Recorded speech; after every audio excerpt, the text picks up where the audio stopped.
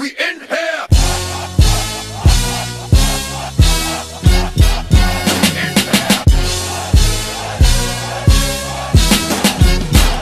in here.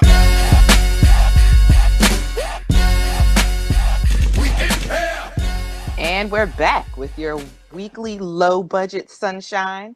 I know you've all been waiting for it. The Draw 4 podcast with two of your Draw 4 squad members. I think it is. It's your girl Keem and Lu.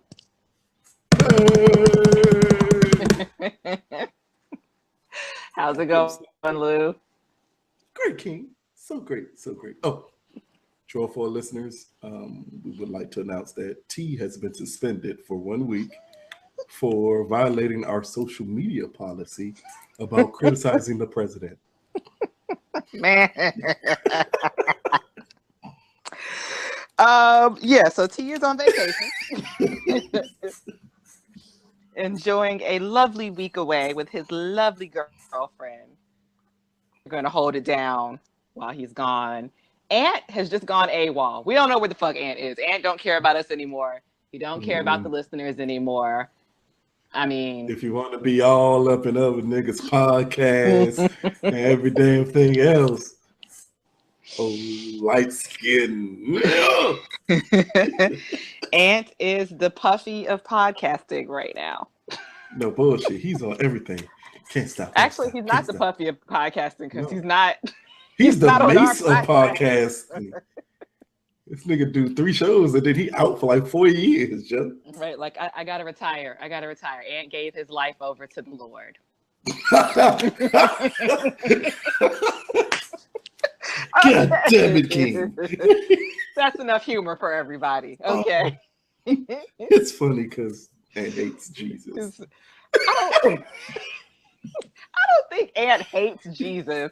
I think Ant's bigger issues are with society and he's not here to debunk what I'm saying. I'm going with he hates Jesus. I'm trying to stick up for you, Ant, but I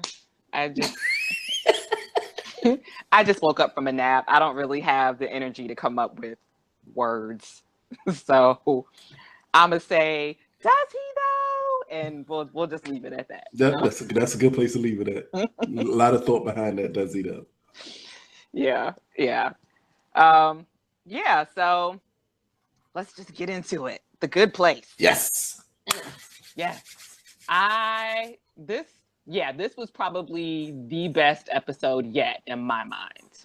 I'm kind of with you there, King. I'm kind of with you there. Awesome. All right. This is not going to happen too often, people. It's not. Same page.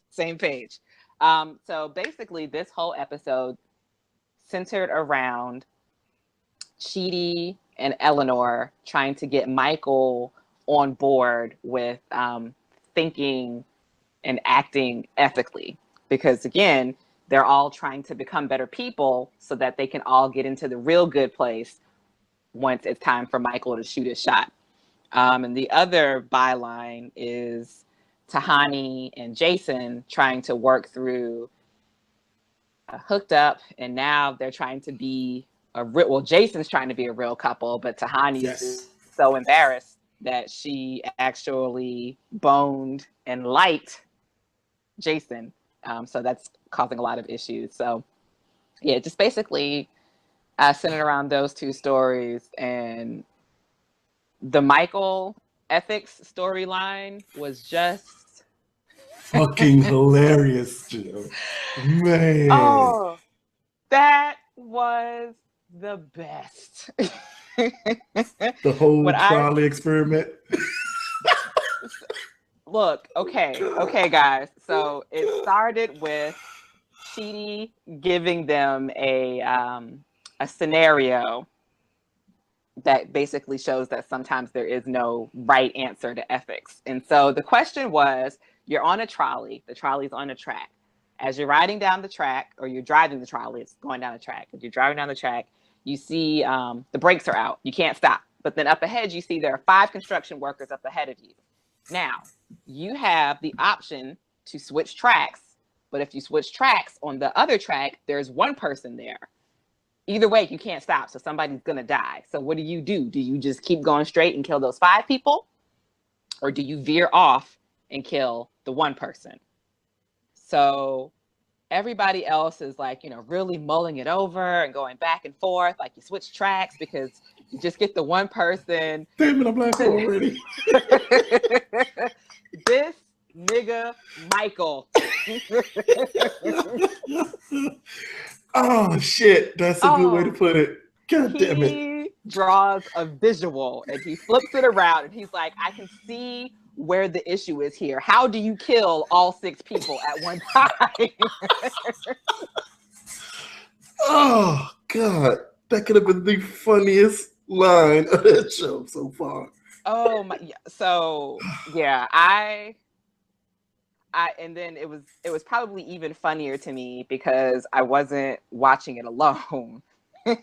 So you know how sometimes you see something by yourself and you kind of chuckle a little bit, but then if there's somebody else with you, like the laughter feeds off of each other. Yes. So spoiler for the weekend recap, Chris came down. So we were sitting and watching, like catching up together, watching it.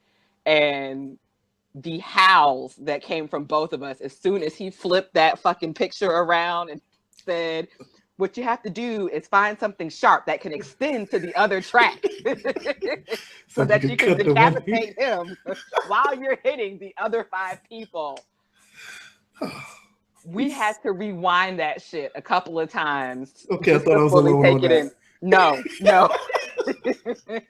Because you couldn't hear any of the dialogue after that because you're laughing so hard. And then just to see that... And that picture, oh man. Yeah, this is the time where we need visuals. This is the time where we need to find that picture and just put it up in the middle so that people can see this horrible ass picture. How funny it is that someone would think about that and literally say, oh, I see the problem. How to kill all 6 people. But then, like, you also have to realize Michael is a demon. Yes, so, he's evil. What? That's racist, King. That's racist. Oh, sorry. Mm-hmm. Michael is a bad place experience technician. There you go. And and in his mind, who gives a fuck about human life? He doesn't care. His job is to torture the souls of the ancient people that ended up in hell. So what it is to him. Mm-hmm. So Chidi, they're all just kind of face palming like, oh my gosh, really, Michael? And he's like, oh, did I do that thing again? And it basically keeps going downhill from there because Chidi is like, look, Michael, when it comes to ethics, I know more than you. And that's when you can kind of see that little eye twitch on Michael's face, like, what? No, he didn't. No, he didn't. Like, did this human just say that he knows more than me and I've been around for thousands of years? And so after that, Michael is just on some petty shit, which I can't really fault him for that one. It was so funny. But so funny. Meanwhile, Tahani and Jason sneak off because they said that they wanted to go walk around and look tortured for a little while. But they're really sneaking off to go back home to do it. And Jason is asking Tahani, why don't you want people to know that we're a couple? And she's just like, oh, I mean, like she really doesn't want to say it. And he's like, I kind of feel like you're embarrassed of me. And she kind of says, I am. Because he said that they were boning. Okay, I see nothing wrong with the term boning. Well, if she thinks you're making love, and she said, you call us love making boning. So, that's what throws it off. But were they really love making though, if she's embarrassed of him in the first place? Like, she was embarrassed of him before he said boning, for one. Does she even really love him, or is she just like stigmatized? Yeah, like she's just really down with the schween right now. She may have really got stigmatized. So it's boning. Like, it could be, but Tahani makes it seem like they're in love, like they have a future that she doesn't want anyone to know about. Right. And clearly once they get to the good place, she's gonna drop him like an old sack of potatoes and run. Like shit, Joe. Like shit. And run for some dead famous person that she's already name dropped. He is her black woman before she gets famous. Damn it. I want to disagree with you. I want to disagree with you so much. But you can't. But I can't. As we open the good book of Kanye. Chapter 5, verse 2 of Gold Digger. And when he get on, he leave your ass for a white girl. Mm-hmm. Mm-hmm. It's true. It's true. Not for every black celebrity, but I mean, like there's a good percentage though that if they don't leave you for a white girl, then they leave you for a light skinned black girl. It still don't matter. Like they always go complexion lighter than right. Like somebody with melanin, but not quite. Not quite to the point where my mama can't like agree with her because she can't use her comb. Yeah, like shout out to Denzel for no bullshit. Denzel's the only one, Joe. Stick it in there. Denzel, there's a couple of others. Sam yeah, Samuel L. Jackson. I'm sure there's some others, but it's not. No, I think that's it, King. We just named them all. That's it. All two of them. All two of them. That's it. No one. Shout out to you guys. Well, Will Smith. Did he know? Because his first wife is what? She lighter than Jada? No, she's actually lighter than Jada. She was lighter than Jada, but I also kind of felt like Jada might stay in the sun a lot. So okay. That makes sense. And just for fun, shout out to Robert De Niro. I see you playing. No bullshit. Hey, Bobby De Niro stayed with a black chick, Joe. Bobby. Yeah, he got the blackest of the black wives, Joe. Yeah, ain't that some shit? Right? Like you did that wrong, Bobby, but I appreciate Robert Ebert too. Of Cisco That's Ebert. Right. Yeah, he did. Another black woman. Mm-hmm. And left her all his company and all his money after he died. Like, damn. Yes, King. Yes. We salute you all. We salute all our black sisters doing beautiful things on the ultimate come up. Right, with or without your black man. Exactly. Famous Italian fella. They black, really. They got a little bit black in them.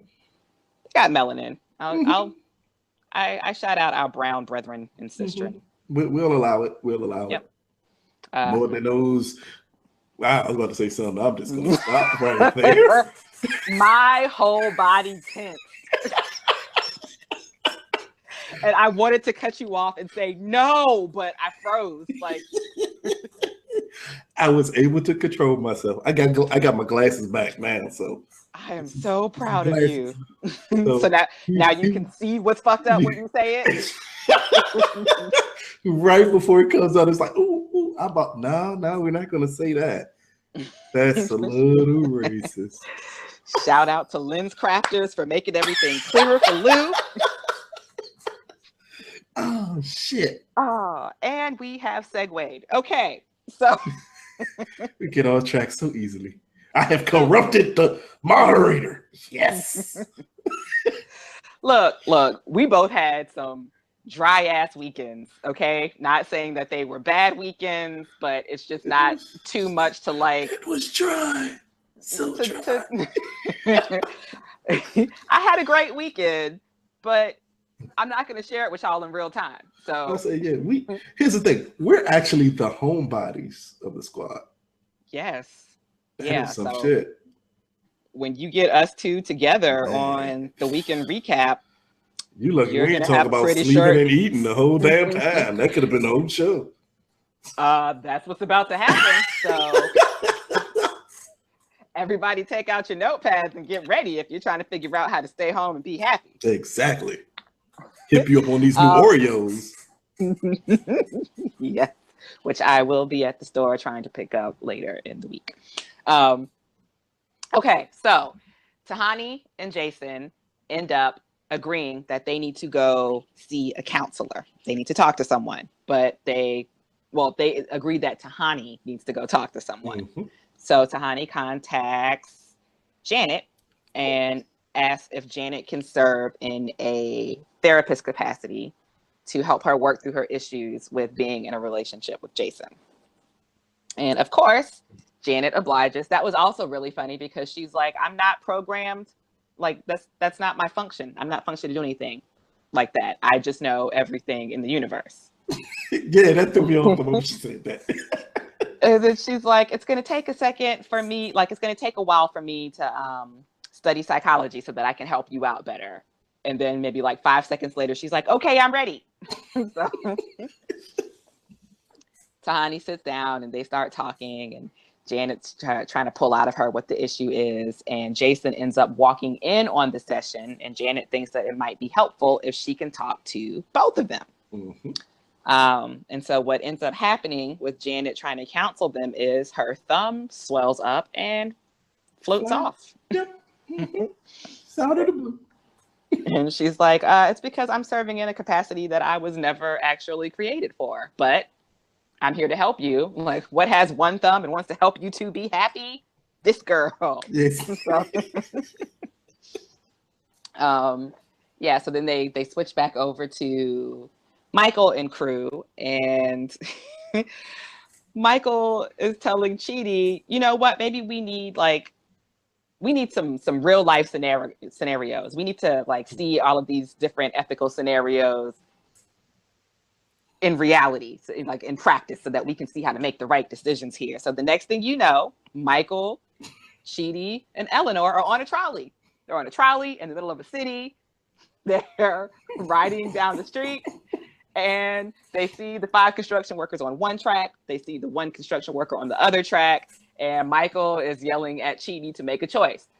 Do you go this way? Do you go that way? Do you go this way? Do you go that way? And Chidi tenses up and panics and doesn't make a decision. So the trolley just flat.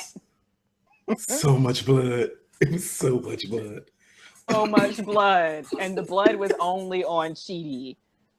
Exactly. I did not see that coming. I didn't see that happening at all. Oh, God damn it.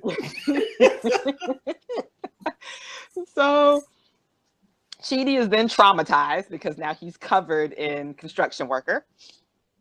And, Michael's like, oh my gosh, I'm sorry. It's not real. It's not real. So but the pain is. It's not real, but the pain is. It's not real, but the pain is. What? Because how else would you fully understand the repercussions of making these ethical decisions? And so they kind of snap back for a second into the classroom, and then they go right back to the tracks. Okay, let's try this again. But this time, the guy and so now Chidi's like, okay, let's switch to the other track. But now the guy on the other track is Chidi's good friend with those ugly ass cowboy boots. Cowboy boots, Joe. God damn it, them damn boots. And so then Chidi sees his homie get splattered all over him again. With his leg flying in the air with the cowboy boot. With the cowboy boot. Oh, and so then they keep going through several different iterations of this. And then Michael is like, oh no, let's switch it up. Let's do something else. So then they are in a operating room, and there are all these people who are sick and they're going to die unless you intentionally kill one healthy person to give all the people in that room, all the sick people, the healthy person's organs. And so Chidi is like, okay, no, this is just wrong. Like, that healthy person is healthy. These people are sick, and it sucks that they're sick. But I can't kill one person. Like, that's just wrong. Hippocratic oath of doctors. Yeah, I took the Hippocratic oath, and that's that. But then they pan over to. All right, now tell their families. Now tell their families. Bullshit. And one of them is a little girl who says, I'm just so sad because my dad would be healthy right now if it wasn't for that stupid trolley accident.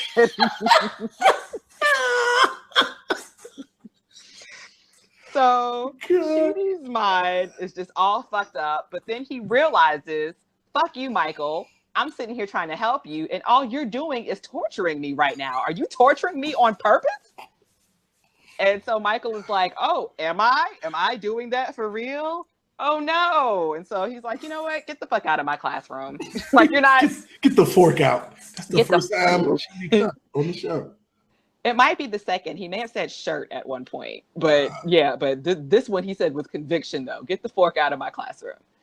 And so Michael leaves, and Eleanor is like, I know that was messed up, but he still needs to learn. So she goes to talk to Michael, and she explains to him that she knows exactly what he's doing because it's classic. It's a classic Eleanor move. Like when you feel like somebody knows more than you, or you're starting to feel a little inferior, you start to pull away. And you also want to make them feel bad about themselves. Like you throw it back on them.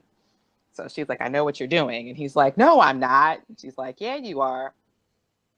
So, then he's trying to figure out, well, what do I need to do to get back into his good graces? And she's like, well, you need to make amends. So he calls everybody into a room so that he can apologize because, so he's like, I was making everything hard, my bad. And I have peace offerings. I have gifts for everybody. So he gives Tahani this ridiculously sized diamond. Like, and did you catch, Lou? Did you catch Tahani holding the diamond on her finger, trying to figure out how to put it in a ring? Yes. Oh shit! I was looking at her like, girl, you're going to have to hire a servant to carry your hand around for you. You're never going to be able to wear gloves. Like, oh shit! She was so enamored with that diamond, Joe. It was ridiculous. I kind of got shiny eyes myself when I saw it. Like, ooh, that's a big diamond. But it's not practical. No, never mind. I don't want it. He gives Eleanor, and this was my favorite gift. I thought so, King. I thought this would be your favorite gift. He gave her an unlimited shrimp dispensing station with different dipping sauces. That is heaven. That's heaven. She said this is the dream. She said, really? Yep. And we both sat over here nodding our heads like, do you see those shrimp? They look perfectly fried. They look like they used the right kind of batter. And you've got the variations of dipping sauces. Man, Michael is all right with me. And that's how Eleanor felt too. Like, you're all right with me, Michael. He gives Jason a big ass Pikachu balloon. Okay. This was the happiest moment of the show for me. I felt like the biggest kid because when I said, oh, Pikachu. And that's what Jason yelled, Pikachu. And then he hugged it and popped it and it burst. And then he gives Chidi, was it Immanuel Kant, like his personal journal that no one had ever seen before. And he's like, no one has ever seen this before. You get to see all of his thoughts and his musings. And Chidi looks at it and holds it in both hands and then chucks that shit in the trash can. Like, get this bullshit out of here. I will not be bought or bribed. And so then Michael actually has to come to him and, say, okay, I'm sorry. I was feeling inferior. This is hard for me to learn. It's hard for me to admit that I don't know everything and I need your help. And so then Chidi is like, all right, cool. You're back in. Jason and Tahani, they end up finding common ground that he's going to give her time to come to grips with being in a relationship with him and slowly bringing things out in public, but has to pinch his ass at least 2 times a week in public. And act like he sat in gum. He sits in a lot of gum. It's like you can even act like I sat in gum. It's that easy. So I believe that was the end of the show. Oh, it ended with Janet informing Michael that the good place is it's malfunctioning. And it's partly because she's malfunctioning. And she doesn't believe that it will survive. Right. So, which is what we went through in season 1. Mm-hmm. She makes this so dope. She does. I love Janet. I love her character. And I think this might be her first role. Really? I feel like I looked this up before, and this might be like her first actual, her first actual big thing, like where she's not just playing a background character. Now that's amazing. Yeah, like why didn't y'all find her before? You'd be But when surprised. I was looking, both Tahani and Janet, like they both seemed like they had bit roles before, and this is like their first.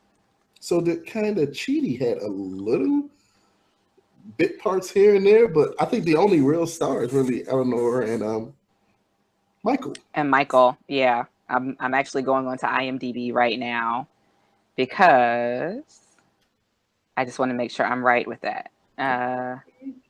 So Darcy Carden is Janet. Okay, well, no, she had other little things, but definitely she was in Inside Amy Schumer and My Crazy Ex-Girlfriend. Yeah, so she's had some parts, but it has been very probably bit roles, like you could be in the show, but just in it for 1 or 2 episodes, nothing too big. Mm-hmm. Girl with shoe, girl with ice cream, that that kind of thing. And Tahani, I remember looking at her and thinking,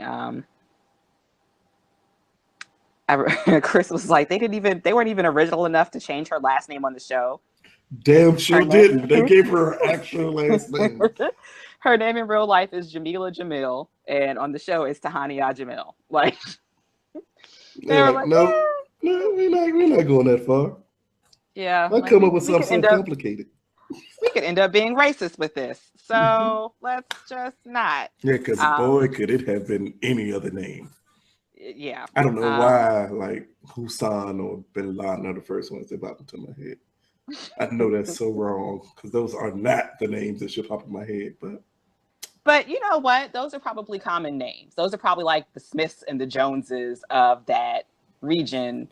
But because you got 2 fuck faces, they just fucked it up for everybody. Fucked it up for everybody. Yeah, like if Moore and a Russell went on a bombing spree, man, you would be screwed, King. Forever. You would be screwed, Lou, because I will get married and change my last name. So. I will get married and change my last name.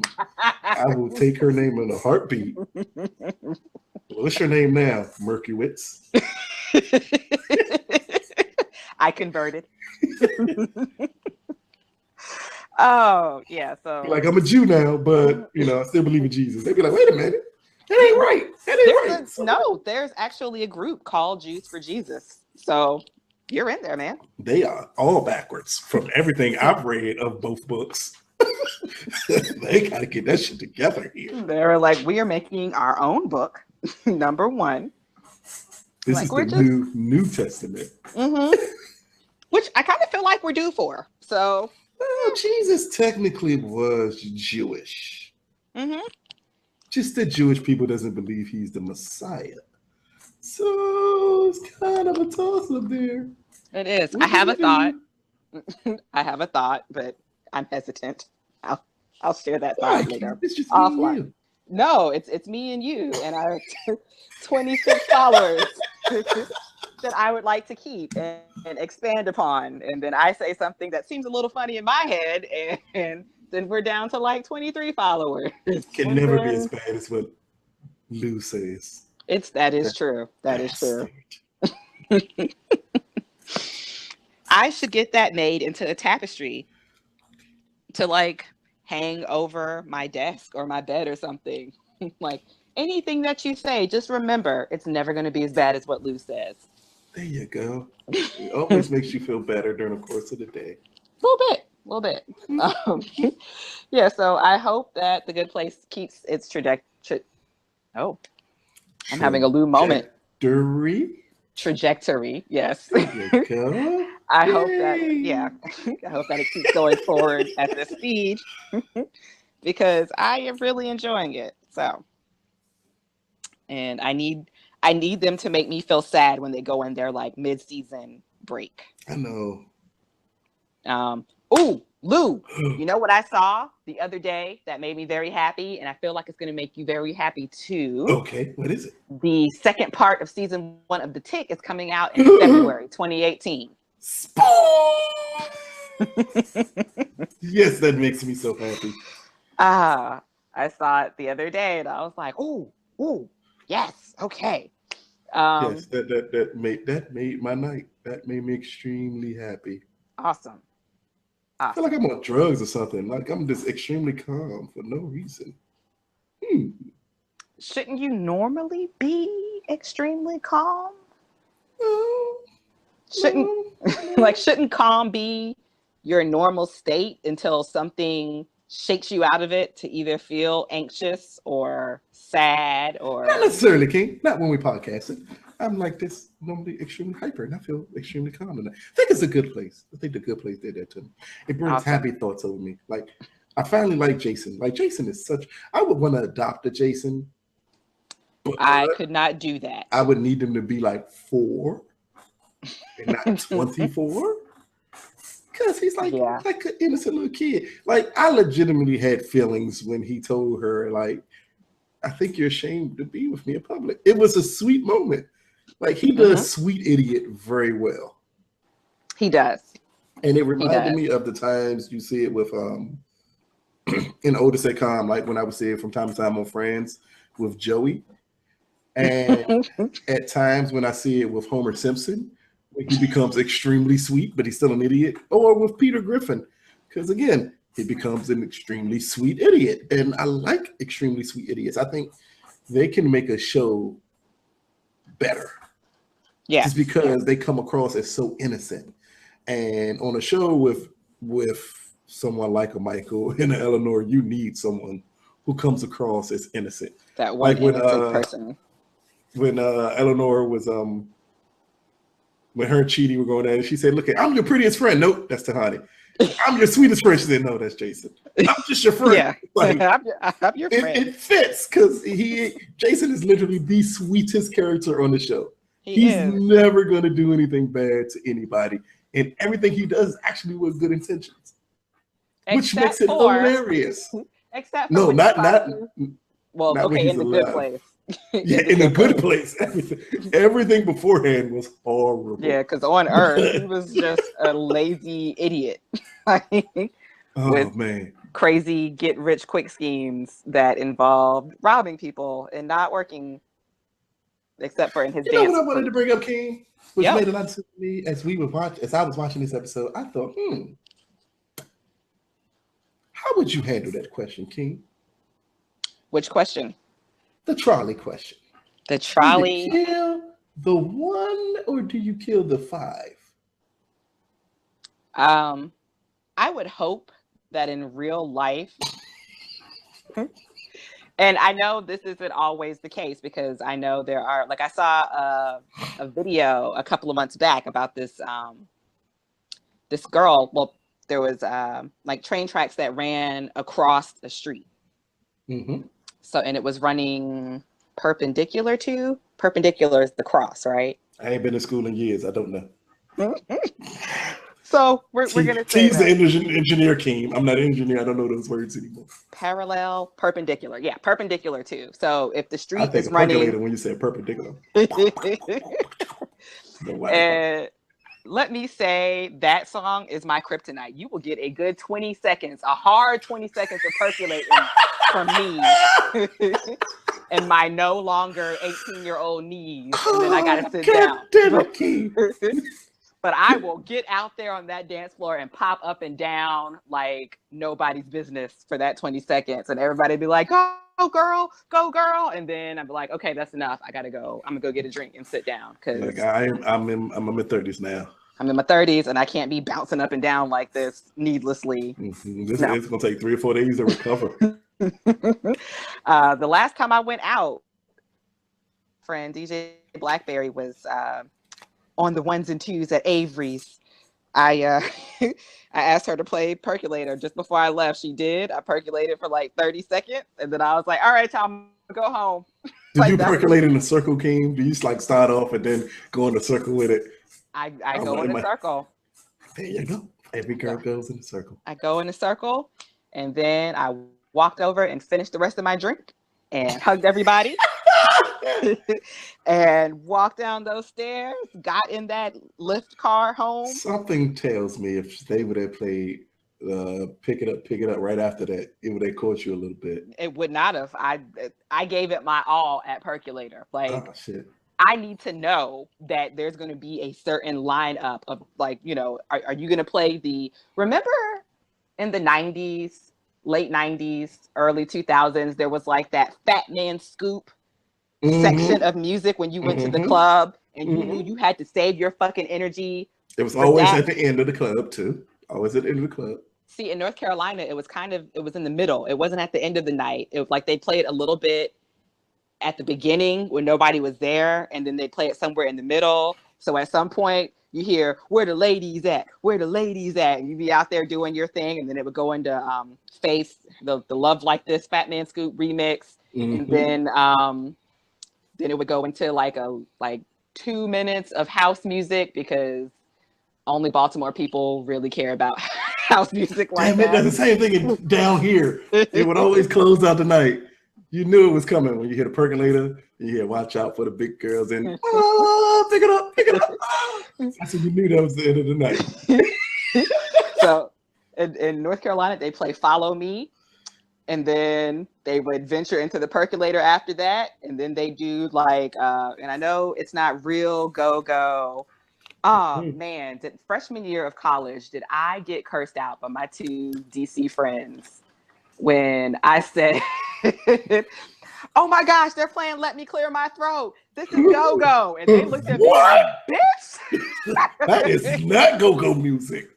God damn it, Keem. In fact, I was then informed that real Washingtonians don't even really fuck with DJ Cool like that. Damn because sure don't. He's a fake ass Bama, Yeah. I believe were the words they used. I can see that. I can see that. He's coming across a little bit more now as I'm getting older. But when I was young, oh man, don't hear that shit. Turn that shit up. But yeah, so life lessons learned. And then we would go to our little clubs, and they would play the DJ Cool. They play "Let Me Clear My Throat," and I'm out there on the floor. "Let me clear my throat." And I would look over, and both of them would be standing in the middle of the dance floor with their arms crossed, hips shifted to the side, head tilted to the other side, like, no. yeah, they didn't play that. It was doing the butt down here. Yeah. That's go-go music. And I knew that, but you just slipped up. You had one. I don't know what the fuck you was on, King. Talk about DJ Cool. He was from DC, and he was apparently. We don't like everybody from DC. We don't. I know that now, but when you've never met someone from DC before, and then you suddenly become immersed in that, for DC to be such a small place. A lot of Black Washingtonians go to college. Like exactly, Keem. It's like, man, DC used to be the Mecca. Because I don't know what it is about DC public schools and going to historically Black colleges, but it happens so often. And you'd be like, wait a minute. But I went to two colleges. I went to a predominantly white school, and it was a private school, and the tuition got bumped up to $15,000 a year. And my mom was like, "You better figure out some place to go." And that is how I ended up at a HBCU. But in both places, much DC, like to the point where shit that I had never seen before, all of a sudden I was immersed in. And that was basically like if you didn't have a t-shirt with glitter puffy paint on it. I remember those times. Even if you were from North Carolina, like the fuck is wrong with you? And it was kind of the same thing at the HBCU. Like everybody kind of started dressing more to the DC culture, except for that one girl that was from Baltimore that would walk around in wrestling shoes, and I didn't get it. I didn't understand it. We had that phase in DC for a minute. It was a short phase though. It was a short phase, but I had a pair of Jordan wrestling shoes. But It's very short phase, very short. I mean, we used to wear cliques too at the school, so DC was very weird. This was fucking very the hardwood floors. fucking the school floors all up, Joe, with no care in the world. Oh my Because gosh. that just was the style. The janitor was out there looking at y'all like, you little You little motherfuckers. little bastards. I gotta go through and select this floor every fucking Friday night because you coming through scratching up my Ain't no motherfucking grass in DC. What the fuck y'all got on clean spot? So none of y'all niggas play sports. Damn sure didn't. Y'all did play basketball in New York. God damn it. Just so backwards, just for fashion. Just for fashion. There was just so much that I just didn't understand. And I wanted to ask questions, but it seemed like such a sensitive subject. So like it is, DC. We are very sensitive about our fashion. Very, yeah. I mean, that's how I can always tell if I'm around people from DC. If I see a bunch of foam posits, Nike boots, and New Balances, I know it's a bunch of people from DC here. Oh, yeah. I knew when my friend said, oh my gosh, you got the Reebok princesses. And I was like, the who? You mean the high top classics? Like, oh, the princesses. You had a pair of princesses, King? I did. Every girl in DC had them jumps in multiple colors. I just have mine in black because, you know, I don't like sunshine or happiness or color. Oh, no. So see, the black jumps was for the winter. You had the white ones, you had the yellow ones, you had the pink ones. They used to kill it in the summer with some drop socks on. That I could shorts on. They was killing it there. I could never get into drop socks. And it was always funny to me because I would look at dudes from DC with these drop socks, which I believe we used to call scrunchy socks. And I'm like, wow, this dude is really out here dressed like the preppy white girl from my 4th grade class. Like, because slouch socks, that's what we used to call them.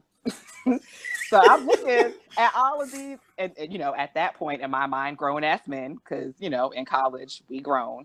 Yep. So I'm looking at these grown ass men in slouch socks, like, why are they dressed? Like, I remember Amanda Peterson in my 1st grade class was so happy to wear like 3 different pairs of slouch socks in 3 different colors. Y'all out here. We used to wear 2 pairs of them Jones too. Mm-hmm. Especially with Timbs in the summer. Which made no sense because your feet was hot as shit. You got on boots, 2 pair of drop socks on with a Madness short set, killing them. Looking like a thug ass Debbie Gibson. I just I did not understand it, but I adjusted. I outgrew my DC fashion a little bit. I don't own New Balances anymore. I got a couple pair of foam posits. I don't really wear Timbs that much anymore, and I definitely don't wear Nike boots anymore. Yeah, I think the only thing I did to fit in with the DC culture, I had the princesses, also known as 5411s to y'all New York folk. And I got a pair. Something different. They princesses. Yeah, y'all might be the only ones that called them princesses because that was the first time I'd ever heard it. Like, oh, okay, I got these because I was a waitress and I needed something with ankle support. So, but I had those and I had a couple of pair of stretch jeans. Parasucos? I did not have Parasucos because they did not sell those in my hometown. His stretch jeans, I think, are Parasucos. Yeah, and that was and I was like, a pair of what? Like, you have 2 of what? What are Sucos? And why do you need a pair of them? Like, it didn't make any sense to me. I didn't. Every girl had to have a pair of Sucos when I was in high school. I remember that. Every girl had to have a pair. Especially the red Jones. So she was like a go-getter. She had a red pair of Sucos. Oh, okay. So we took you guys back down memory lane. Exactly. Back down a little trip. Courtesy of a good place. As Keem avoided the fuck out of my question. Fuck, that's right. Okay. Keem will I don't even know how we got there. To let you know that Keem will go to great lengths. That was an awesome answer that question. I forgot how I even got on the topic of where we got. Oh, because you said percolator. That's what it was. Okay. So I think I have two different answers for that. What I was saying was I would hope that people would just see it coming and get the fuck out of the way. That would be my hope. But I also understand that's not the way it works, King. it's The not asses the way. is stuck there, and you gonna kill 5 or you gonna kill 1. Oh, I know what it was. I was telling you a story about where I saw these two. That it was the perpendicular thing. So the street would run north to south, and the train tracks were running east to west, and so they intersected the street. Mhm. And there was little arms that would drop down for both sides of traffic. So what happened was a train came through, so the arms were down, then the arms lifted back up, driving forward, and then another train came within like 30 seconds. Shit. So yeah, the arms dropped back down again, and there were 2 cars stuck in the middle, like between the arms. Oh no. And so, they were both sitting there, like the girl got out and she like looked to see the train coming, and she was like, what do I do? What do I do? So the other driver, like the girl had like a Corsica or something, like it was an older, You better older let that car. motherfucker go. Yeah, so she jumped out and ran. The Small other girl. driver was in a pickup truck, so he just threw his car in reverse and broke the arm. So he got out, but the girl's Corsica got Destroyed. took it. Yeah. So in that situation, they saw it coming. They were trapped. They saw it coming, but they figured out how to get out. But for the purposes of this scenario And this ethical discussion. and this ethical dilemma, Mhm. the one person on the track, they would have to go. Probably, I would probably always kill the lesser.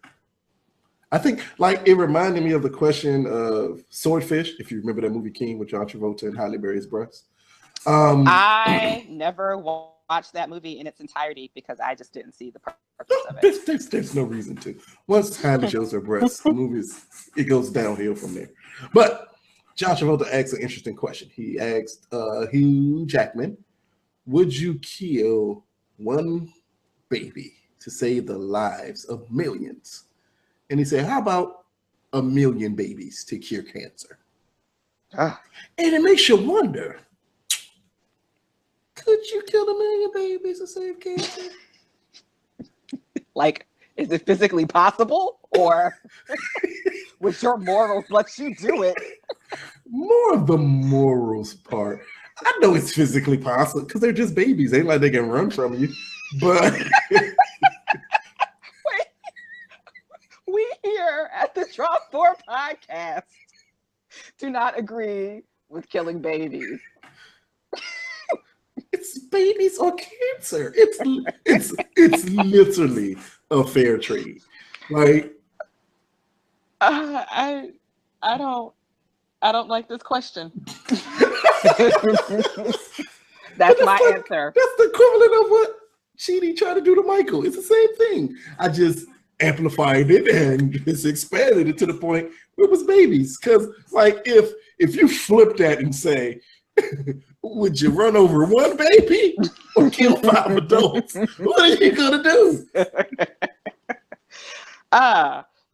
But one could argue in that scenario, though, that those adults have lived, like they've had their whole life to live. That baby is just starting out. Give the baby a chance. You know how much pressure you put on that baby from now on? Like, Damn right. You better do great. You 5 better do people great, died for nigga. you to live. You better cure cancer. Okay, that's just it. Don't grow up and be an asshole. The baby ends up hooked on crack because of the stress of trying to be Right. live up to expectations. As like a 3-month-old, is it going to be like a 3-month-old out buying 8 balls on the streets? Because I don't think that's how it works. Hey, you saw that Dave Chappelle special. Hey, baby. Hey, baby. Selling drugs, nigga. Oh goodness. Yes. So Look at us here, wondering what we were going to talk about. and here we are, talking about babies doing crack and dying. Clearly, we are not the duo to do this by ourselves. We are not. You and T are so much calmer when y'all do stuff together. Aunt, where the fuck are you at? You need a Because Ant would have buffer. came in, because blah say blah say blah, smart shit here. Yes, like, And we would have had to listen. We don't need to like listen. there's It's an much ancient better. Carpathian law that says, like, oh, Nigga, smell Carpathian. he took it back. I don't even know why is Carpathian really a real thing? Like I remember the quote from Ghostbusters 2.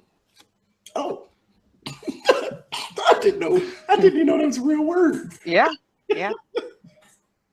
Okay, so the You don't weekend. get your Carpathian ass over there and sit down. I'm be cussing my kids the fuck out to words I don't even know. And man, so Auntie Keem is gonna get them a dictionary.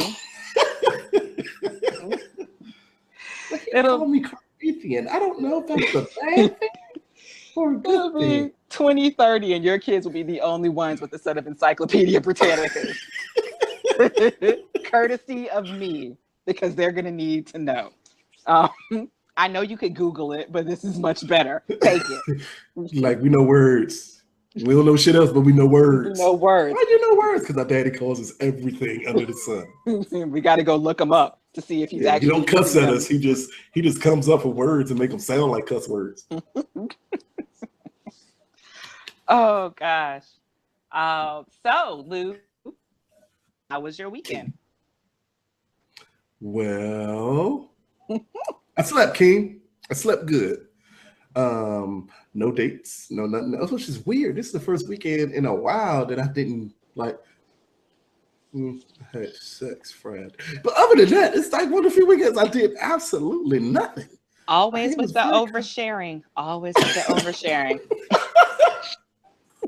But hey, I did discover new Oreos. I'm so happy because I am really a fat boy, trying to be stuck in a healthy person's body while eating and then still being fat. So, so I had cookie butter Oreos and blueberry pie Oreos. So I sat on my couch, ate Oreos, watched a couple of movies, and did nothing for the first time in a couple of weeks. It was awesome. That is awesome. Besides Friday with the sex part. But other than that, it was nothing but relaxation. I feel like I know more about your crotch activities than my own. I like to share with y'all, King. Everybody should know, like, I am a sexual being. Not that's right. Yes, I am. I am a sexual being. I do believe that you should engage in things that bring you joy, as long as you safely engage in things that bring you joy. That's cool and all, but I'm not going to tell y'all every time I bone. That's all I'm saying. Well, you're a lady, King. You're get your life, but I don't need to know about the life that you're getting. Yeah, I like sharing. I see. I have learned.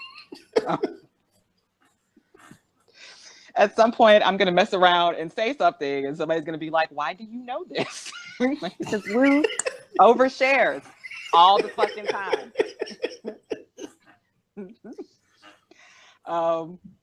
Yeah, so on Friday, I went to the Boss, was it Boss Lady or Boss Chick? I would assume Boss Bitch whenever I see Boss and we talk about a lady. I don't know why. This is so Boss Bitch. Yeah, no, it's supposed to be empowering. Oh. So did not say Boss Chick. Okay. The Boss Chick Twerk Shop edition. Nope. So can't be empowering and you're twerking. Ooh, that's counterproductive. You know what was hilarious? Number one, it was a 90-minute class. And I think a lot of people, like, because I went last year too, and people walk in and they think, oh, we're about to go in here and be really cute and just make our booty pop a little bit, and that's it. And then you get in there and she's like, I just want to make sure that everybody knows a full body workout. And so then like everybody about to put on some like, Uncle Luke. She went through a couple of different genres of music. Like there was some reggae, There was some African music. There was some goon dancing. She played Beyonce at the beginning. Of course she Who did. runs Get the anybody? world. Oh, okay. Girls run the world to, get everybody hype. And then she wrapped it up with Bodak Yellow. Of course, she had to. A little bitch, you Yes, funny. the uncensored version, and I felt like the only person in the room who was not empowered. Like everybody else got so hyped, and I was like, "So this is what we're doing? Okay." Oh, Like I paid my $24 for this workshop, so I'm gonna do the choreography. But then you can't call it boss chick if you playing the song that ends with a little bitch, you can fuck with me. Like, matter of fact, how is that empowering? That's literally another woman calling out another woman in a song, and you're dancing to be empowered to that song. Okay, but we're assuming that she's talking to a woman. She is. She said it. Oh, okay. Yeah, she said it. She said, all you bitches who's hating on me when I was coming up. Like, she literally is talking about other women. I can't say that I've ever heard the song fully through because, yeah, I've heard it in a club a couple of times. Well, not a club, but more of a lounge setting a couple of times. Because you don't need to know the words. The words are pointless except for that. All I need to know is little bitch and bloody shoes. That's kind of it. Expensive, decent red bottom. It took me a while, and I actually own a pair of those for me to realize what she was talking about. It's very weird. Not heels. No, Lou at the Draw 4 podcast is not only red bottom heels. It'd be fine if he did. You know what? It would be King. I will wear those in a race tomorrow. Oh. So yeah, that was a ridiculous workout. Like by the time I left there, my shirt was soaked. I had sweat dripping off of my forehead. And I was kind of walking with a limp because, again, over 30 knees. And she was like, we're going to do some floor work. We're going to do these twerk push-ups. Like, wait, what? How does that even? No, I'm not. Like, when you pop your back, like you go, see, I'm doing it. Like to do it. Pop. And you like on the knees on the ground and you swing your head. You like pop. You do that one? Yeah, did that one.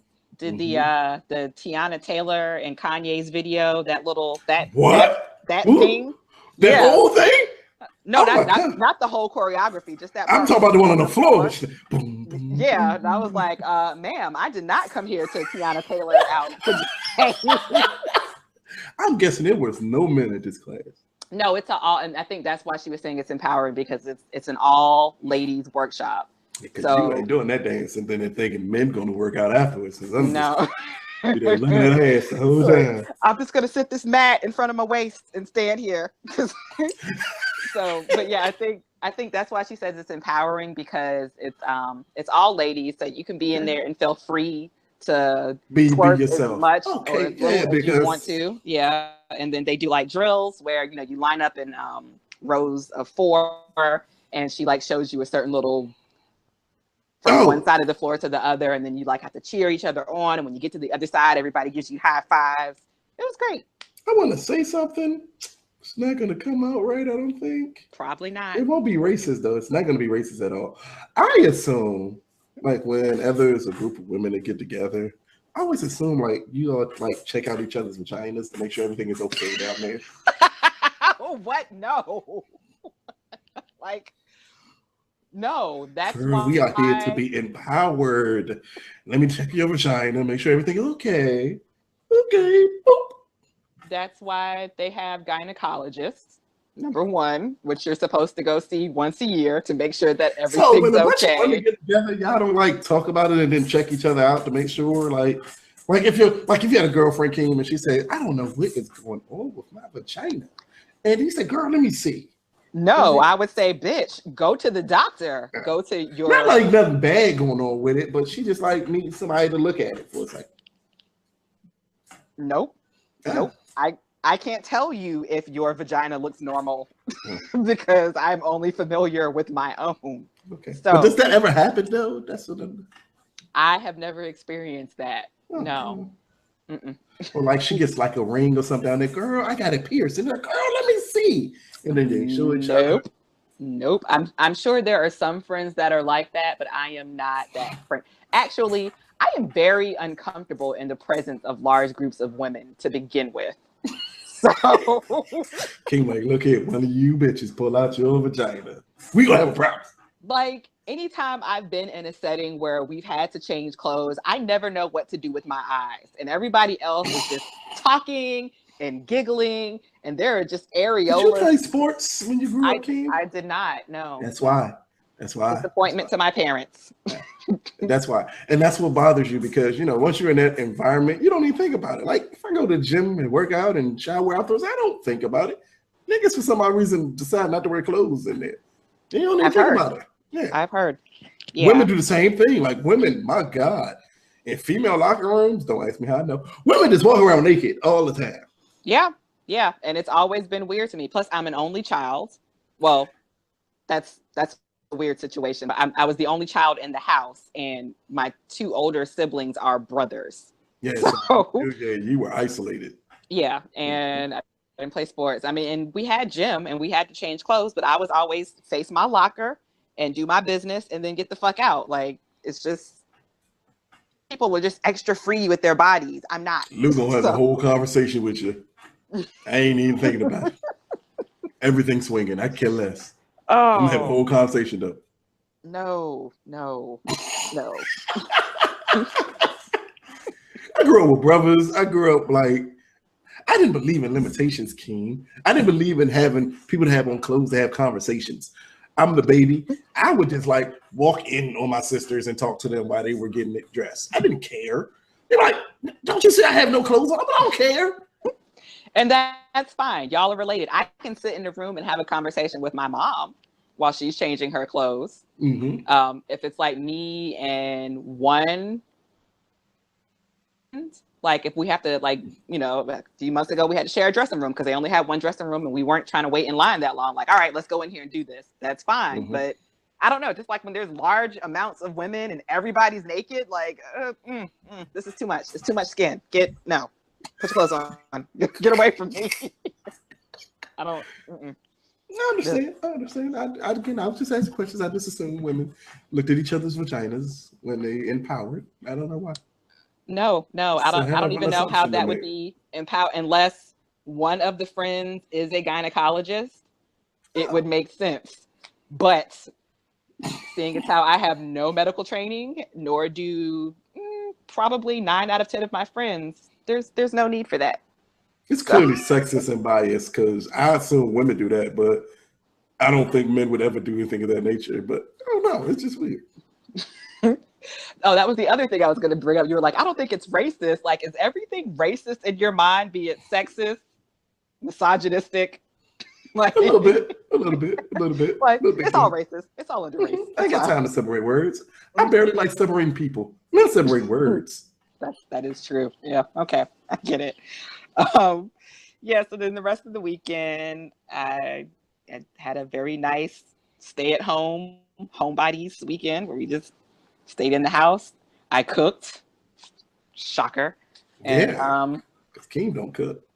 Keem, especially on weekends, Keem will order a pizza in a heartbeat. And if I was here by myself, you're like, nigga, you gotta eat.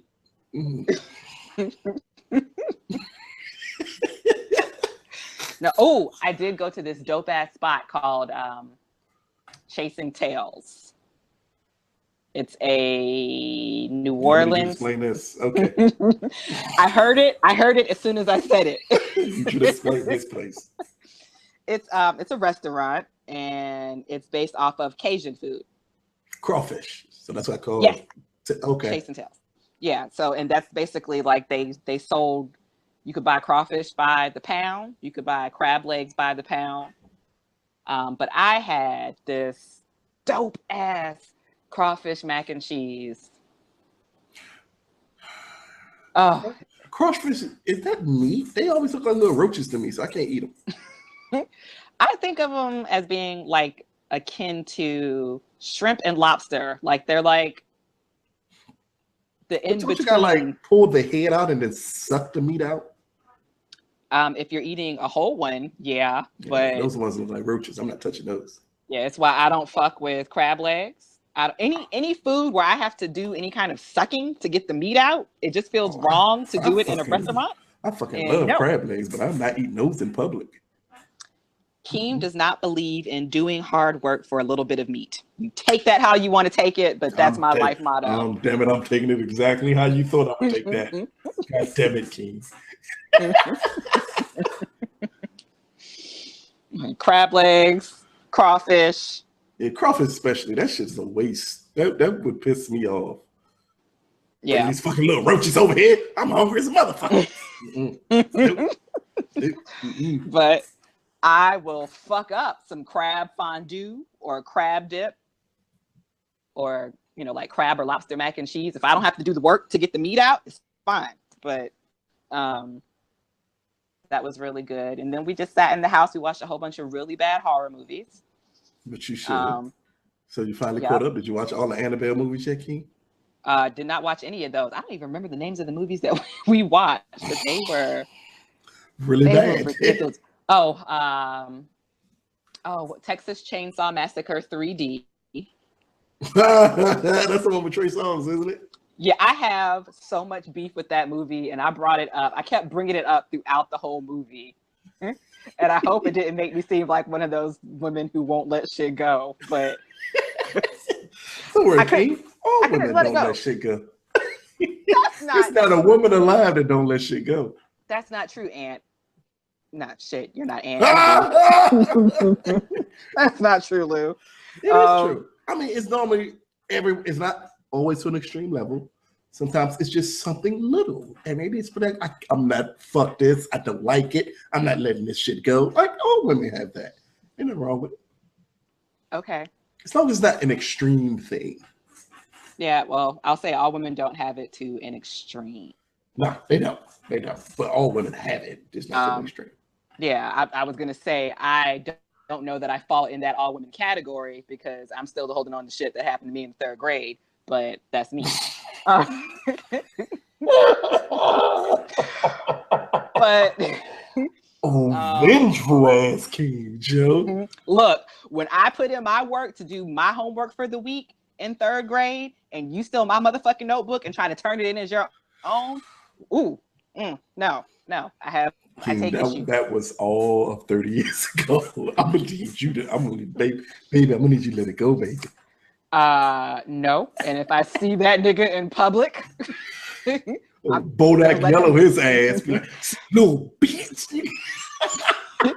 Actually, me and my friends, I think it was right after our freshman year of college, we had gone to this like local club, and these dudes walked up on us and was like, hey, can we get a dance? Can we? And I don't think they were offering to buy drinks or anything, but they were trying to get a dance and stuff. And one of them was the nigga from 3rd grade that stole my notebook. I was like, no, you can't dance with me. Let me tell you why. And he was like, oh. This crazy nigga, I don't want to dance with you. No, he sat there for a second. He was like, it sounds like some shit I would have done back then. So he's like, understood. And he just turned around and walked away. I'm happy I ain't meet no women who bring up my past. Shit. Terrified what I did last month, let alone the 3rd grade. Right. Let me find out that he owns a business. I'm gonna give him such a bad Yelp review. That's some bullshit. That is pure hatred. That is pure hatred. Man. That's a joke. I'm not gonna fuck up that man's future. Fuck up my damn Yelp rating and shit. And that be the one rating motherfuckers pay attention to. That one. It could be 80,000 positive Yelp reviews, but that one where the chick said, you don't need to go here. They had roaches. They had everybody. After that, every review is negative. You didn't even eat here. You don't need to go here because the owner steals. That's all I would say. Girl, he stole money from me too. My bill wasn't that motherfucker. I paid it. I left, but I ain't never coming back again. Shit go downhill from there. He started at a 4.5 in 3 months. He did a 2. Like, it's some bullshit. I'd be the one to set that shit off, steal my notebook, take my homework. Hope you learned a lesson, nigga.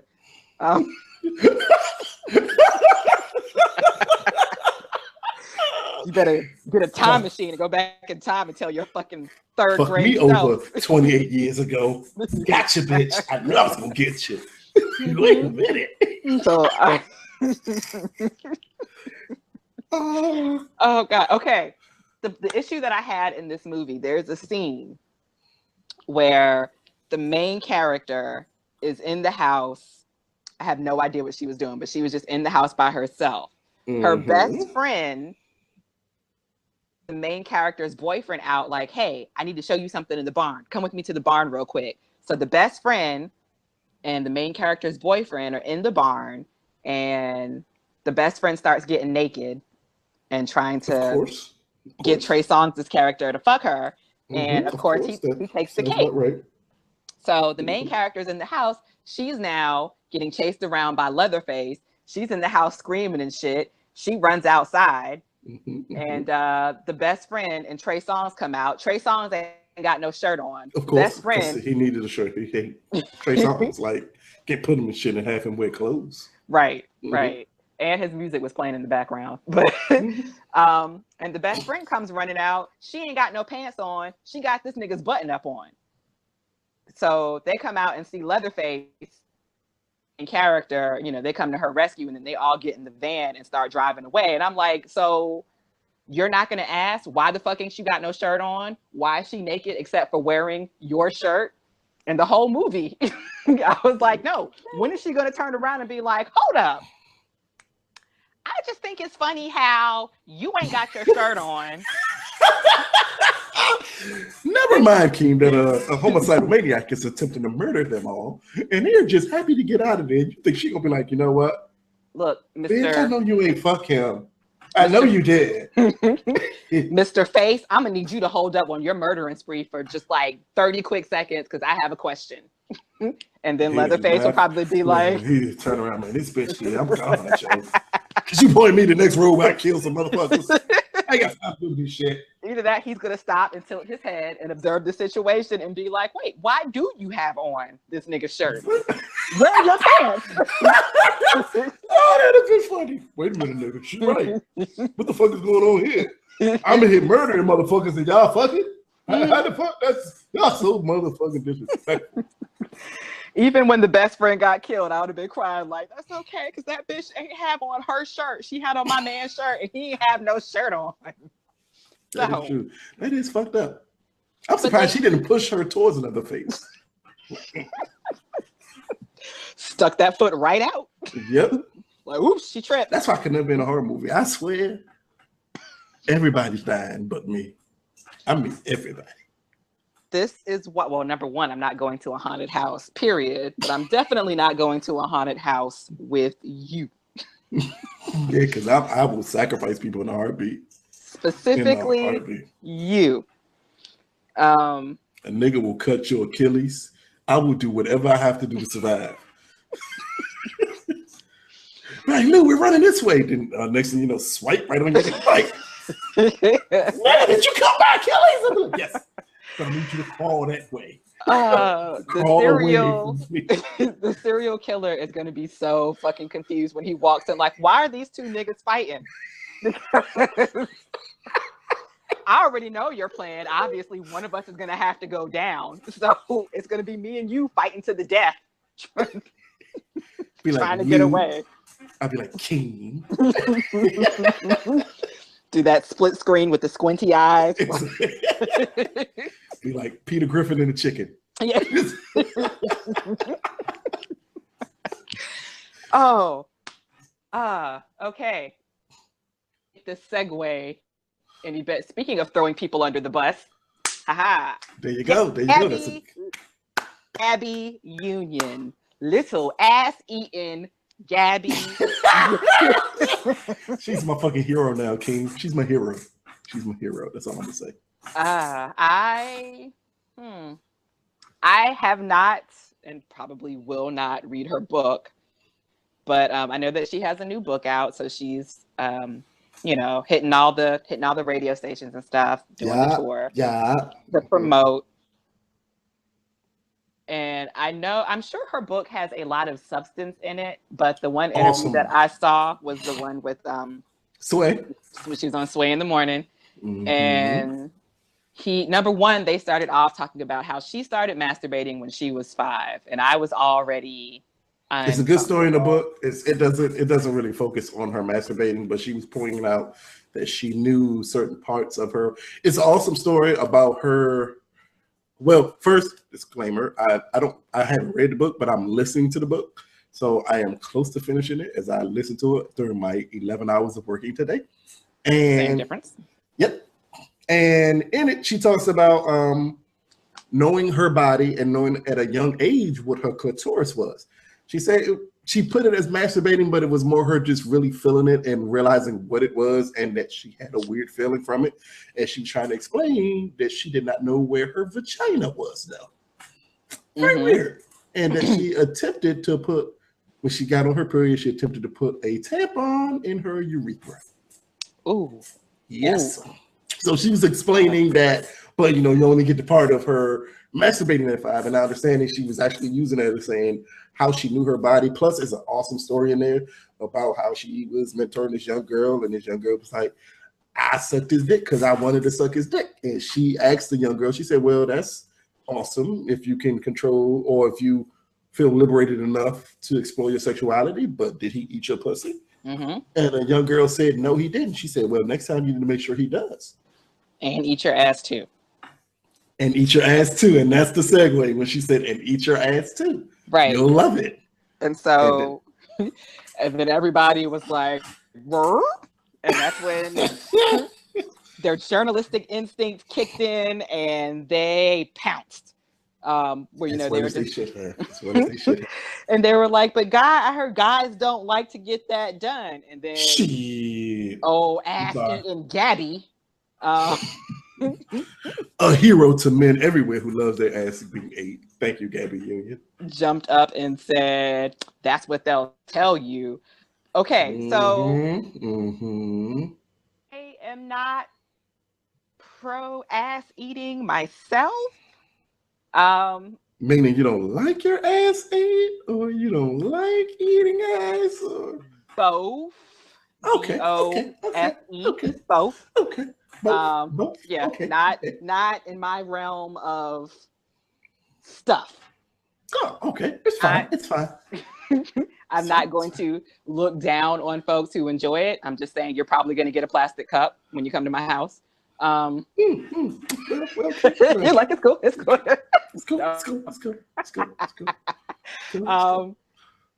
But I'm not going to look down on somebody else if that's something that they enjoy. Listen Go for here. it.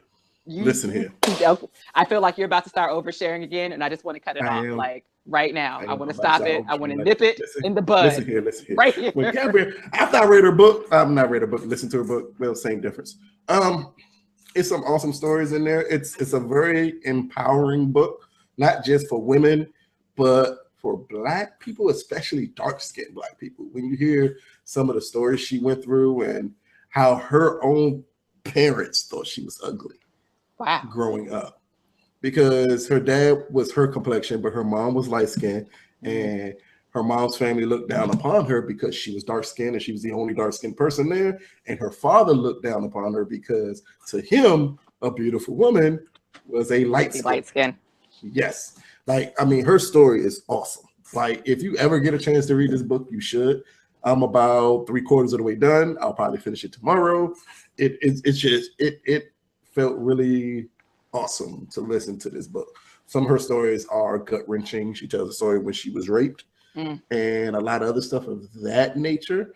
She tells a story about her first marriage. It's a dope book. I ain't got to the ass eating part yet, but that's what I'm waiting for, because that's the at the end of the book. I know. I was waiting for that part. Well, but it was more about reciprocation than just eating ass. It's like, right. And I think because people look at who she's married to now, and they assume she was talking about him. So she came out on social media and said that it's amazing that people think like I just started having sex a couple of years ago. She said, I'm talking about over 20 years of sexual experiences, not just something I'm doing now. So I think she was basically pointing out, like, don't assume I'm eating his ass. I'm just saying I done ate ass before. Which, Again, not a problem at all. I love a woman who eat ass. I enjoy a woman who eats my ass. Hey, it's And amazing. here we are. Hey, Keem, I didn't know I liked it. She was doing something else. She went a little lower than I thought she would, and it was like the pearly gates opening up. It was like, oh my God, this is something new that I've never experienced before. And That the the way you want to put metaphor that. that you want to use. I'm already uncomfortable with this conversation, and then you brought heaven into it. And look, Jesus, can we talk for a moment? Because I don't want this on my permanent record. Jesus knows what I do. He done seen it all. Hey, ain't nothing wrong with your ass. Ain't nothing wrong with eating ass. It's about a sexual experience and reciprocating with your partner, because as she says, during sex, you are a vessel for your partner's pleasure, as is your partner is a vessel for your pleasure. So I agree with that. whatever you do to get that pleasure between two consenting adults is awesome. If you feel that you can talk about it, that's great. Most people cannot, so most people hide what they do in the bedroom, which again, it's not an issue because you can hide from the public what you do in the bedroom as long as you're not hiding it from the person that you're with. Right. So they know your likes, dislikes, won't do's. A person like Lu and a person like Gabby Union have absolutely no issue sharing what I like to do. I don't care who knows. It's not like going to change me in any way, shape, form, or fashion. It just I care. I care. Of Lu. That's all it does. It invites you to know more of Lu. I don't You're like, well, I know Lu has sex like every other weekend, and I know Lu likes getting his ass ate. Lu likes eating ass. Lu likes doing. There's nothing wrong with that. It's just what you know. You know what I'm saying, King? You knew it was going to get here when you brought up this topic. I blacked out at I drowned everything out after Lu. Hey. You know, you will not give me weird dreams tonight. Pick up Gabrielle Union's book. I think it's called We're Gonna Need Wine. It's called We're Gonna Need More Wine. We're gonna need more wine because it's nothing but again, her life story. She said these are stories that she's never really told anybody in her entire life, but some of them are extremely empowering. So if I had a young Black teenage daughter, I would have her read this book. Or if I had a young teenage son because I'm not a light person, so if I ever have children, they'll probably be around my complexion. I would want them to read things of this nature to let them know, like, it's not wrong to be this way. This. But I think is like you have enough self-confidence and self-awareness to know that your brown is beautiful. So that's going to be something that you. But it's always hard to pass on to kids. It's always hard to pass on to kids. Sometimes, amazingly, sometimes it takes kids to see people who are famous, people who other people look up to, and then see them in that type of light to let them know they weren't always confident in the way they look. Yeah. Like it's always a good thing. Like I wasn't always confident in the way I looked.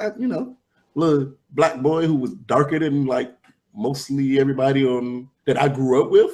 Yeah, it was issues from time to time about that. Yes. Wow. And this is a book that's awesome, and then people should pick it up, read it, support.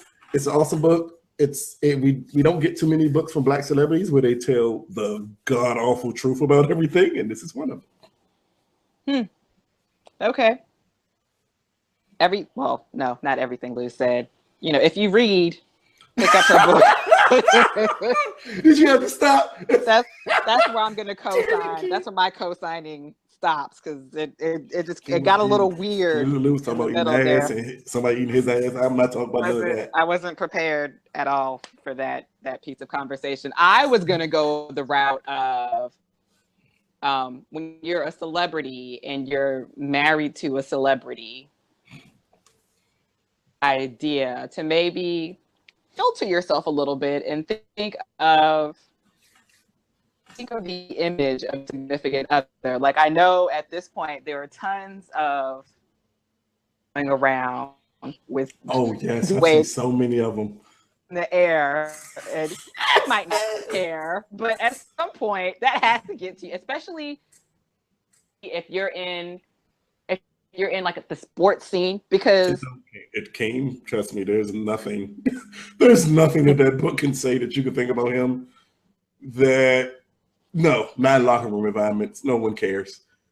No one at all cares. You'd be surprised how many times men get around each other and they will openly admit it to other men that they get their asses ate, but they won't admit to nobody else.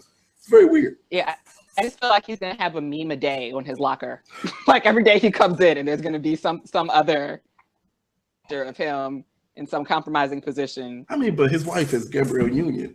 Like his trump card will always be your wife ain't my wife. like in all honesty, if you get with somebody like Gabrielle Union, who has been for the last 5-6 years a very outspoken person, all that shit is expected, and I'm pretty sure she ran that book by him way before it was released. Yeah, I'm sure she did. Or she's already told him all this stuff, and so he was probably like, "Oh, I don't care." Yeah. It comes to being honest and being a couple and knowing that you with like anyone. This is a disclaimer. Anyone who eventually gets with Lou, just understand. Oh, many secrets at all. Shit does not exist to me. He does not. I will overshare with everything humanly possible, really and it doesn't bother me. So, like, it would take for me to be with somebody who's not shy, because shyness is not going to work. Because I'm going to talk about shit, and I'm in a family where we openly talk about lots of shit. So there's no telling when we're talking what's going to come out. So you just got to be open. You got to find a person who's okay with you being as open as a person as you are. Cool. I get that, and hopefully that works for them. Just like when she it ain't for everybody. Yeah, when she said it, and I like because I was watching the interview, so like when she said it, and I saw everybody perk up and kind of lean in, I was like, oh, get them. That's like, and I feel like she's very honest and open. I commend that, even though I do feel that there is a such thing as oversharing, and I did not know how much until I met you, Lou. But even a joke, like, why is he sharing so much? This is much information to take in. I'm known as the oversharer of the group. Yeah. Which is weird because Ant is the therapist. And Ant really does share a lot. He does, but not in detail. Like, yeah, I believe everyone should know what's going on. Lou paints a very uncomfortable picture.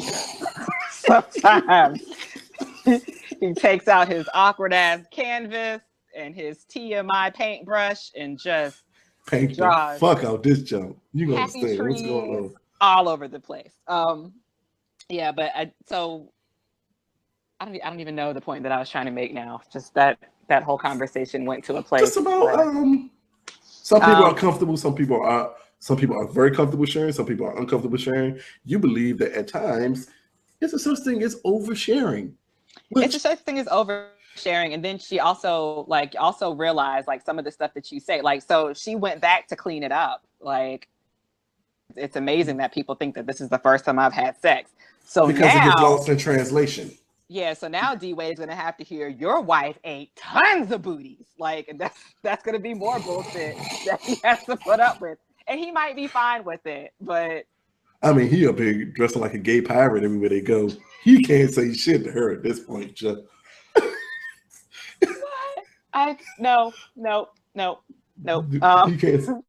He can't say nothing at this point, Joe.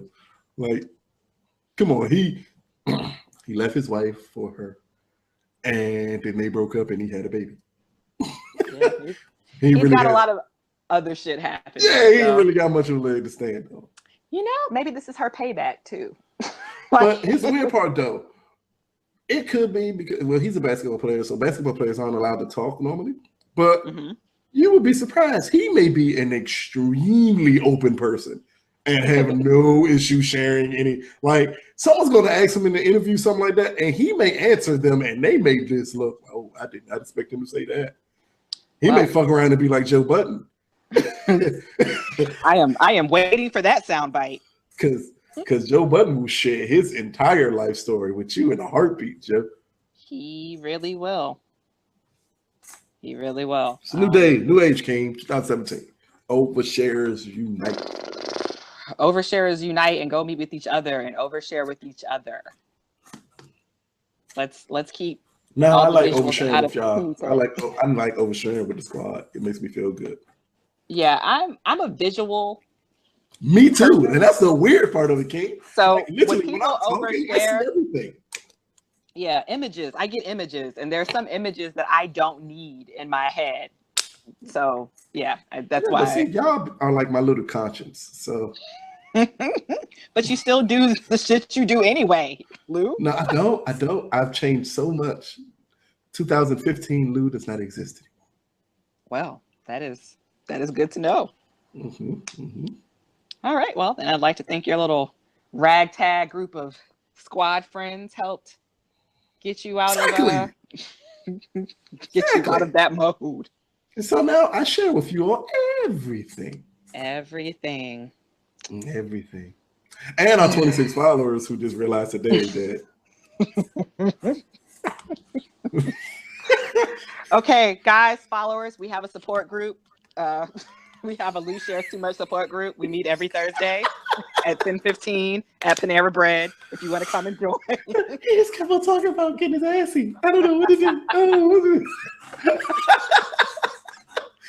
Oh shit. Oh, that's funny. Yeah, we don't really talk. We just kind of all sit in a circle in silence and exchange cry a glances, nod our heads, pat each other on the shoulders, say it's gonna be okay, and then drink our cocoa and go home. Then Lou calls you an overshare. As soon as you walk out the door, Lou is out there with pamphlets, detailed pamphlets of everything that happened. Oh gosh. Like that's a good note to end it on. Yeah, because yeah. I don't really know where The you go most from awkward here. ending humanly possible. So awkward. I don't know where you go from here. So there's no transition you can make here, Key. yeah, so I'm We've just killed gonna the transitions. We've killed them right here. Oh, um shout out to T. Hopefully, yeah. safe travels and he makes it back from his suspension for disrespecting our president on social media. Jamel healed his ass. That's what we did. I hope you're enjoying your vacation, T. And RIP Aunt. Wherever you may be. Something. I don't know what's going on with him at this point, Jeff. And we're going to start. What's going on, people? I'm glad we talk to each other. Going on. What's the topics? I'm ready for it. We can recap. What we doing? Where we at? Come on. We've been on done. for an hour and 30 plus minutes. Man, Keem, we broke UNT's record. This is the longest Squadcast show ever. Oh, what? What? Yeah. I've seen long.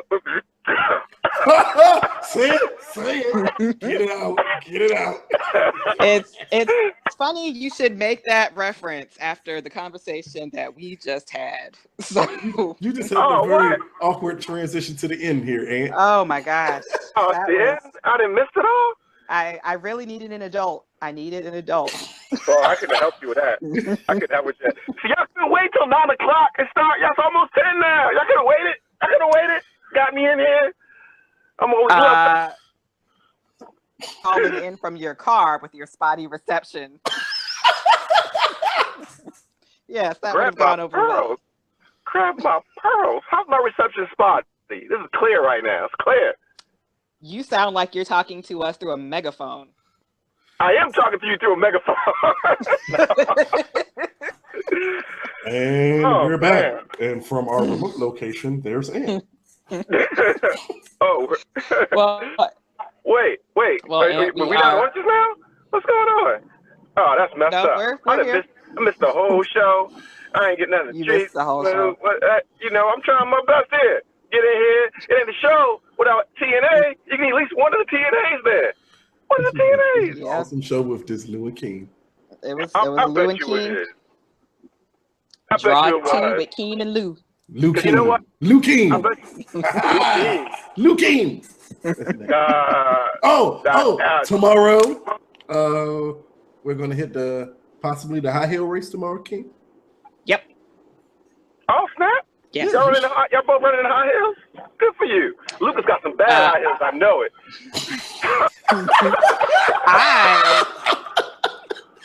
I don't run in flats, so you know I'm not going to be a part of that race. I will I be on the sideline. am not running in heels this Like, year. Lucas, will you call the winner?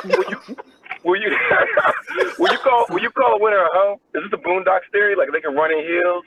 Like I figured that's something you would do. Well, it's gonna be all men, running in heels tomorrow. Men can be hoes, Lou. Men can, no, there's no such thing as hoes. I already knew that was coming, King. I knew that was coming. And on that note, this has been Lou. Wait, I got things to say. And the light-skinned fellow Ant. As he Tried to silence me, but I'm back. It's better than ever. I broke out that prison. I'm in Lou's basement for 2 months. Oh God! Well, It was so terrible. the dog puts the lotion on its skin. bet you're moisturized as fuck though. Yeah. No, such a wrong You're- And King, yes. Yeah. With semen. Oh my God. Okay. All right, folks. Thank you so much for tuning in and rocking with us. I'm back. I got people. You're going to get them next time. It's going to be awesome. Sorry, I dropped the G for the last time. We're glad to have you back, Ant, because the ending of the show just isn't the same without your crazy chuckle. So on that note, from Ant, Lou, and Keem, thanks for joining us, and Squad out.